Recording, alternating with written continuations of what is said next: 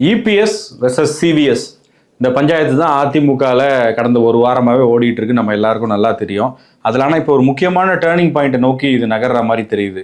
என்ன காரணம்னா, முதல்ல ஆரம்பிக்கும் போது சிவி சண்முகம் தரப்புல 30க்கும் மேற்பட்ட எம்எல்ஏக்கள் இருக்கிறாங்க அப்படின்னு பரவலாக சொல்லப்பட்டது. அவங்க ஆதரவாளர்கள்ட்ட கேட்கும் போது அதை உறுதிப்படுத்தினாங்க. ஆனால் சட்டமன்றத்தில் நம்ம பார்த்தோம்னா 25 எம்எல்ஏக்கள் தான் சிவி சண்முகம் சொன்ன முடிவை ஏற்றுக்கிட்டு தாவேகாவை ஆதரித்து ஓட்டு போட்டாங்க. மீதி இருக்கிற 22 பேர் எடப்பாடி பழனிசாமி அவர்கள் உட்பட அவங்க அந்த சைடில் இருந்தாங்க. இப்போ என்ன ஆகுது அப்படின்னா, இந்த டெவலப்மெண்ட்ஸ் எல்லாம் கொஞ்சம் கொஞ்சமாக வேறொரு திசை நோக்கி நகருதோ அப்படின்ற கேள்வியை உருவாக்குது. காரணம் என்னன்னா, கேசி வீரமணி முதல்ல சிவி சண்முகம் தரப்புல இருந்தார். அவர் திருப்பத்தூர்ல நடந்த கூட்டத்தில் பேசும்போது அவருடைய ஆதரவாளர்கள் மத்தியில் அவர் பேசுறதை பார்த்தா இவர் எடப்பாடி பழனிசாமி சைடு தான் போறாரு அப்படிங்கிற மாதிரி அதுவும் ஒரு நியூஸாக வந்துருச்சு. ஏற்கனவே 25 பேர்ல ஒருத்தர் அங்கே போயிட்டாரு எம்எல்ஏக்கள்ல அப்படின்னு சொல்லும்போது, இன்னொரு வீடியோவை நீங்கள் பார்த்துருப்பீங்க. முன்னாள் அமைச்சர் பெஞ்சமின் செல்வி ஜெயலலிதாவோட நினைவிடத்தில் போயிட்டு அங்கே உட்காந்து தியானம் பண்ணிட்டு அங்கே பேட்டியெல்லாம் கொடுத்துட்டு வந்தார். எமோஷனலாக பேசி அழுதுட்டார்.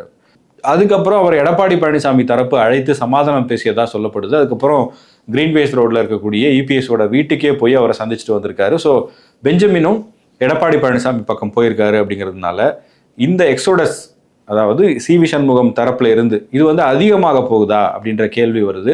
ஏன்னா இதுக்கு முன்னாடியே நம்ம பார்த்தோம்னா அதிமுக நிறைய பிளவுகளை சந்திச்சிருக்கு. எஸ்பெஷலி 2016 செல்வி ஜெயலலிதாவுடைய மறைவுக்கு பிறகு பார்த்தோம் அப்படின்னா ஓபிஎஸ், சசிகலா, டிடிவி தினகரன், கேசி பழனிசாமி, புகழேந்தின்னு ஏகப்பட்ட பேர் தனித்தனி அணிகளாக பிரிய ஆரம்பிச்சாங்க. கட்சியிலிருந்து நீக்கப்பட்டவர்கள் இல்லை கட்சியிலிருந்து விலகியவர்கள் எது சொன்னாலும் சரி, அதிமுக பல பிரிவுகளாக மாறுச்சு. அதில் பார்த்தீங்கன்னா டே 1ல அந்த பிரிவு அப்படிங்கிறது ஒரு மாதிரி இருக்கும். ஒரு 3 மாதம் கழிச்சு ஒரு மாதிரி இருக்கும், 6 மாதம் கழிச்சு ஒரு மாதிரி இருக்கும். இங்கிருந்து நிர்வாகிகள் அங்கே போவாங்க, அங்கேருந்து இங்கே வருவாங்க, கடைசியில் எல்லாரும் சேர்ந்து அதிமுகக்குள்ளேயே வந்துருவாங்க. அதையும் நம்ம பார்த்துருக்கோம். அப்போது 25 எம்எல்ஏக்கள் அப்படின்றது இவங்க வெளியில 25 எம்எல்ஏக்களை பொறுத்த வரைக்கும் உங்க ஆட்சியில பங்கெடுக்காம இல்லை இந்த ஆட்சிக்கு ஆதரவு தெரிவிக்காம தன்னிச்சையா செயல்படுறாங்கன்னா இது அரசியல் ரீதியா எந்த ஒரு தாக்கத்தையும் பெருசா ஏற்படுத்த போறது இல்லை. பட் இந்த 25 எம்எல்ஏக்களுடைய ஆதரவுன்றது இப்போது இருக்கக்கூடிய அரசாங்கத்துக்கு கொடுக்கப்பட்டிருக்கு. இந்த 25 எம்எல்ஏக்களின் ஆதரவோடு சேர்த்து 144. இவங்களுடைய ஆதரவு இல்லைனாலும் கவர்மெண்ட்டுக்கு பிரச்சனை இல்லை. பட் அது ரொம்ப பார்டர்ல இருக்க மாதிரி இருக்கும். கரெக்டாக அந்த நம்பர்ஸ் மட்டும்தான் இருக்கிறதுனால ஏதாவது ஒரு எம்எல்ஏக்களோ 2 எம்எல்ஏக்களோ தங்கள் முடிவை மாற்றினா அரசாங்கத்துக்கு சிக்கல் ஏற்படலான்றதுனால தான் இவங்க கொடுத்த ஆதரவையும் தாவேகா ஏற்றுக்கிட்டாங்கன்றதை எப்படி நான் சொல்கிறேன்னா, அதிகாரப்பூர்வமாக அவருடைய வீட்டுக்கே போய் முதலமைச்சர் விஜய் அவங்களை சந்தித்தது ஒரு வகையில் அவங்க கொடுத்த ஆதரவை நான் ஏற்றுக்கொள்கிறேன் அப்படின்னு சொன்ன மெசேஜ் தான். அப்போது இந்த 25 எம்எல்ஏக்களில் ஒவ்வொருத்தராக எடப்பாடி பழனிசாமியை நோக்கி போனாங்க அப்படின்னா அது நிச்சயமாக சிவி சண்முகத்துக்கு ஒரு சிக்கலை ஏற்படுத்தும். சிவி சண்முகம் தாவேகாவுக்கு கொடுத்துருக்கக்கூடிய ஆதரவிலும் ஒரு சிக்கலை ஏற்படுத்தலாம் அப்படின்றது ரொம்ப ரொம்ப கவனிக்க வேண்டிய விஷயம். ஏன்னா இந்த பிரச்சனையை பொறுத்த வரைக்கும் எம்எல்ஏக்கள் தான் பிரிகிறாங்க. இந்த எம்எல்ஏக்களாக இல்லாமல் இருக்கிறவங்க செல்லூர் ராஜு, ஆர்பி உதயகுமார், ஜெயக்குமார், இந்த மாதிரி நம்ம ஒரு பெரிய லிஸ்ட்டை சொல்லிக்கிட்டே போகலாம்.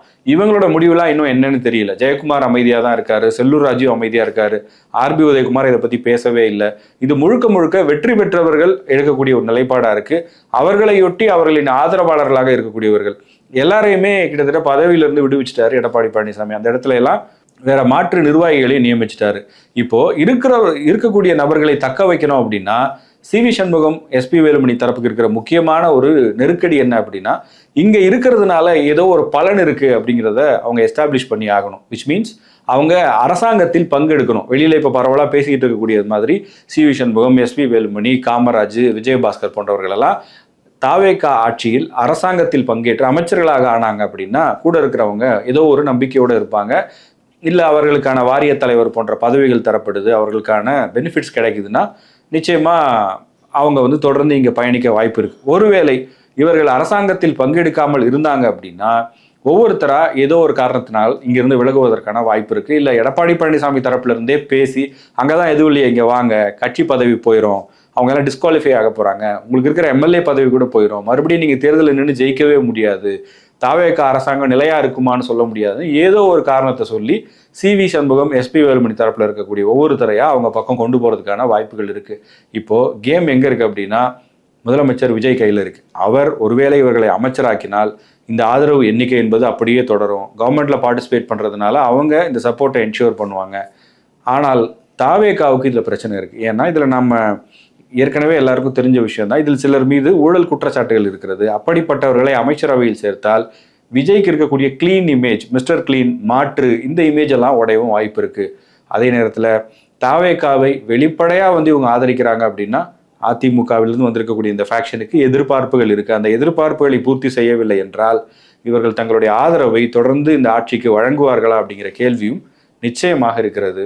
வெயிட் பண்ணி பார்ப்போம் அடுத்தடுத்த டெவலப்மெண்ட்ஸ் எப்படி இருக்க போகுது, யார் என்ன முடிவு எடுக்க போகிறா. எடப்பாடி பழனிசாமி தன்னுடைய அடுத்த கட்ட நகர்வை என்னவாக முன்வைக்க போகிறாரு. சபாநாயகர் கையில் இந்த விஷயம் இருக்குது.